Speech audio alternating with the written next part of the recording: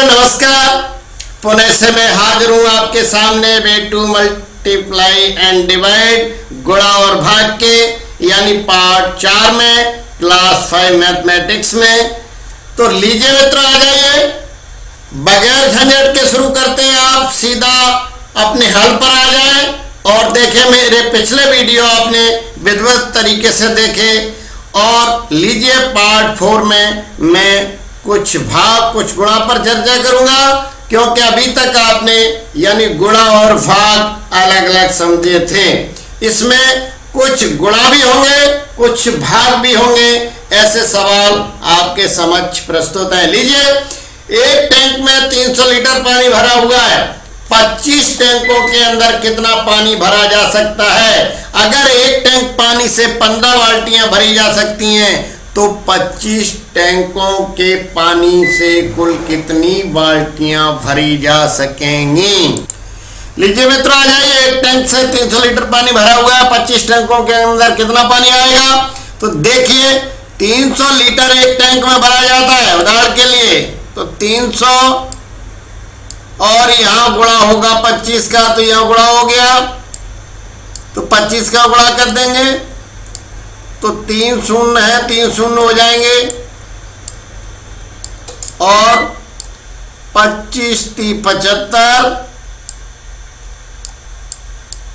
यानी इकाई दाई सैकड़ा हजार 10,000 यानी 75,000 लीटर पानी आएगा 25 टैंकों में। अगर एक टैंक पानी से 15 बाल्टियां भरी जाती है, एक टैंक में 15 बाल्टियां भरी जाती हैं, तो 25 टैंकों के पानी से कुल कितनी बाल्टियां भरी जाएंगी? तो इसके दो तरीका हो सकते हैं। एक तो अपन 15 गुणा 25 भी कर सकते हैं, क्यों 25 टैंक हैं। और दूसरा यानी यहां ऐसे भी निकाल सकते हैं, यानी अगर एक टैंक पानी से 15 बाल्टियां यानी 300 लीटर एक टैंक में आता है उदाहरण के लिए, देखिए ऐसे भी निकाल सकते हैं। और 15 बाल्टियां हैं तो 15 का भाग दे सकते हैं अपन इसमें यहां। तो 15 दूनी 30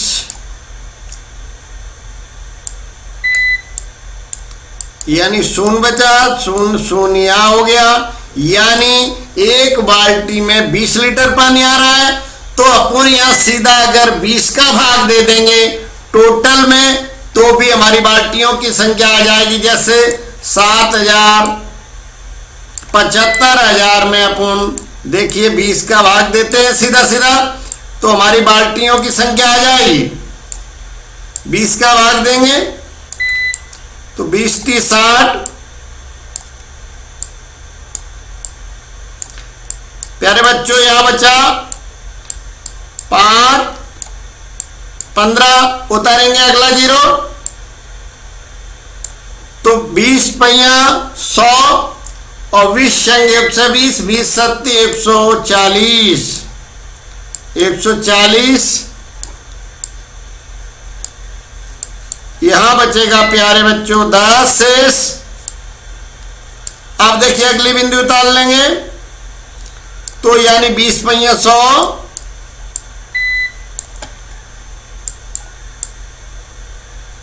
देखिए अपन 1 2 शून्य उतार चुके, एक यहां, तो यानी अब एक और शून्य है, तो यहां भी शून्य से भाग देंगे तो यह शून्य आ जाएगा।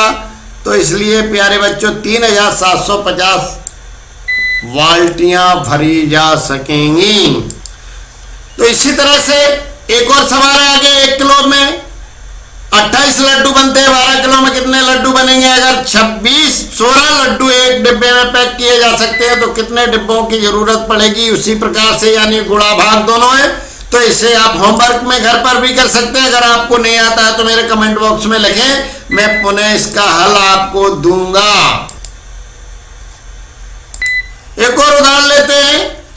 हर पंक्ति एक कहानी कहती है, हर पंक्ति एक कहानी कहती है। तुम्हें प्रश्नों का चुनाव करना है ताकि अच्छी कहानी बन सके। पहली कहानी के लिए निशान लगा दिया है।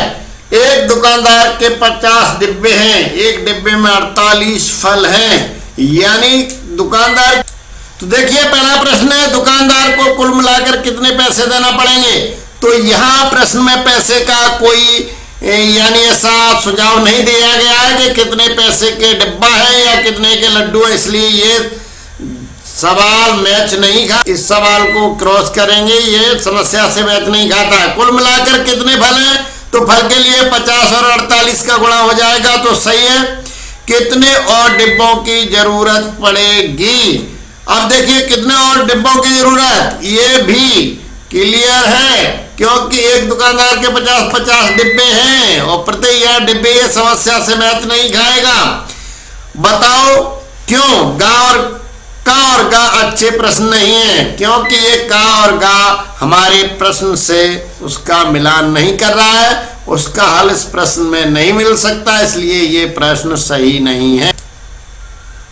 तो लीजिए मित्रों आ जाइए। यानी एक स्कूल के 352 बच्चे कैंप में गए, हर तंबू में 4 को ठहराया है। तो हर तंबू में कितने बच्चे ठहरेंगे, 4 को तो क्लियर है, 4 ही ठहरेंगे। उन्हें कुल कितने तंबुओं की जरूरत होगी, यानी 4 हर, तो 4 का अपन भाग दे देंगे, 88 तंबुओं की आवश्यकता होगी। स्कूल में कुल मिलाकर कितने बच्चे हैं, तो 352 है।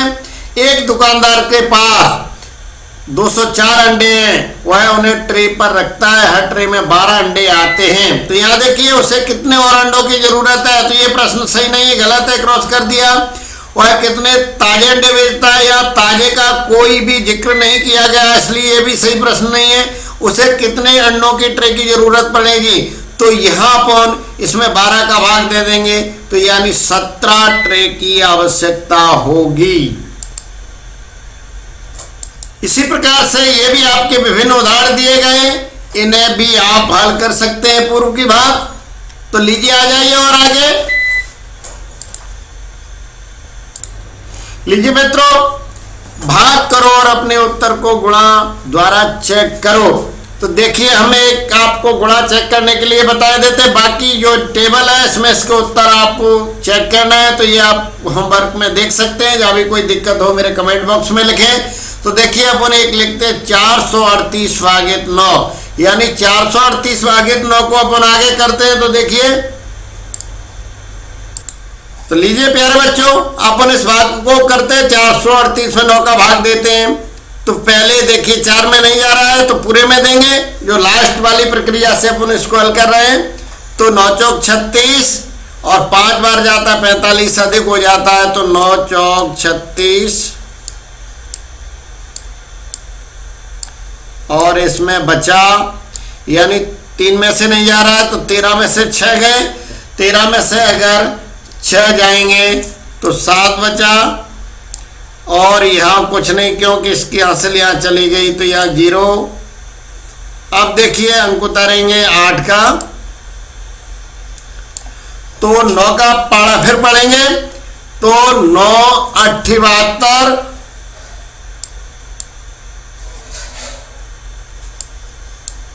तो अपन 9 78 करेंगे, यहाँ 8 बार गया,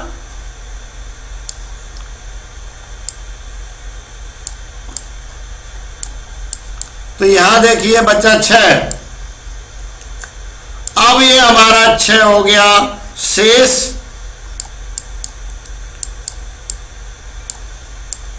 अब हमें ये गुणा के माध्यम से उत्तर को चेक करना है। तो यहां देखिए प्यारे बच्चों ध्यान देंगे, ये हमारी जो संख्या होती है भाज्य संख्या होती है, बीच में जो होती है इसे भाज्य संख्या बोलते हैं। तो यहां भाज्य लिख सकते हैं, भाज्य संख्या है ये हमारी, और जो हमारी ऊपर आंसर है वो भागफल है, जो हमारा उससे फल प्राप्त हुआ है वो हमारा होगा भागफल।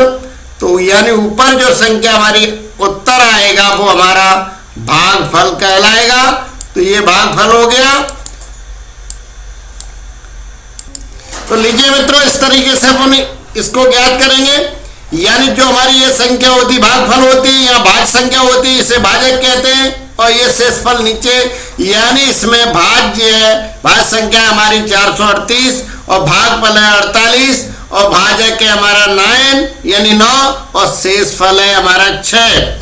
अब इसके आधार पर अपन लिखेंगे, देखिए भाज्य बराबर होता है भागफल, इंटू भाजक प्लस शेषफल। अब यहाँ हमारा देखिए भाज्य संख्या कितनी है वो लिखे, तो देखिए अपने संख्या लिख ली, यानी भाज्य हमारी 438 है, बराबर यानी जो भागफल है हमारा वो 48 आया था, 48 लिखा, इंटू यानी गुणा 9, यानी जो हमारा भाजक है 9 प्लस शेषफल। अब देखिए इसका गुणा करेंगे, यानी 48 और 9 का गुणा, देखिए मित्रों 9 का गुणा किया तो 9 78 हासिल 7 और 9 चौक 36 7 43 432 प्लस 6, और इन दोनों को जोड़ेंगे तो 6 और 2 8 हो गए, और 3 की 3 और 4 438, यानी इसके बराबर आ जाए तो मान लो हमारा भाग सही है। तो लीजिए मित्रों ये आपने तो लीजिए मित्रों, थैंक्स, जय हिंद। पुनः फिर आपके समक्ष हाजिर होऊंगा। मेरे वीडियो को अधिक से अधिक शेयर करें जिससे समस्त बच्चों को इसका लाभ प्राप्त हो चुके। जय हिंद।